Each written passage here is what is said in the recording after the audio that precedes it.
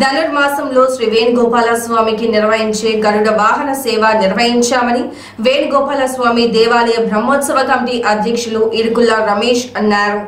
వరంగల్ నగరంలో ఉన్న శ్రీ వేణుగోపాల స్వామి దేవాలయంలో ధనుర్మాసం పురస్కరించుకొని ఏకాదశి సందర్భంగా వేణుగోపాల స్వామి వారికి గరుడ వాహన సేవ నిర్వహించారు.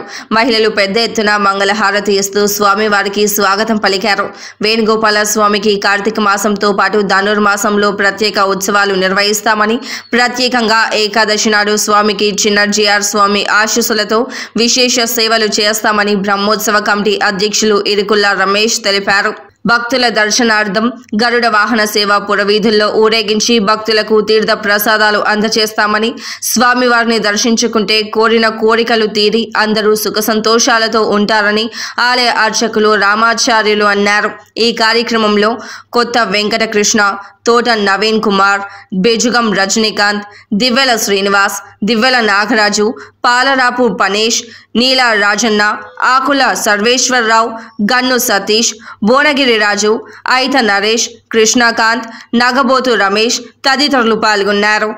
దేవస్థానంలో మరి యొక్క కార్తీక మాస ఉత్సవాలు అలాగే ఈ ధనుర్మాస ఉత్సవాలు ఎంతో అంగరంగ వైభవంగా ఆలయ అర్చకులు రామాచార్యులు గారు మరి చిన్నజీఆర్ స్వామి గారి ఆశీస్సులతో ఈ యొక్క దేవస్థానంలో అనేక పూజా కార్యక్రమాలు ఈరోజు మరి గరుడ వాహన సేవలలో మా యొక్క వేణుగోపాల స్వామి దేవస్థాన చుట్టుపక్కల ప్రాంత ప్రజల దర్శనార్థం ఈరోజు మరి ఈ పుర వీధుల గుండా దేవుని దర్శనాన్ని భక్తుల ఇంటి వరకు తీసుకొచ్చి చూపిస్తున్న మా యొక్క ఆలయ అర్చకులు అలాగే రాఘవేచారి గారు, మరి అందరూ మహిళా భక్తులు అలాగే కమిటీ బ్రహ్మోత్సవ కమిటీ సభ్యులు, బ్రహ్మోత్సవ కార్యవర్గ సభ్యులు అందరూ ఎంతో సహకరించినారు.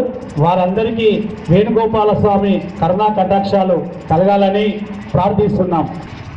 ఎంతో చరిత్ర కలిగినటువంటి ఈ యొక్క గోపాలస్వామి వారి యొక్క ఆలయంలో అత్యంత వైభవంగా కమిటీ సభ్యులు ఎన్నో రకాలైనటువంటి ఆరాధన పూజాది కార్యక్రమాలు చాలా చక్కగా నిర్వహిస్తున్నారు.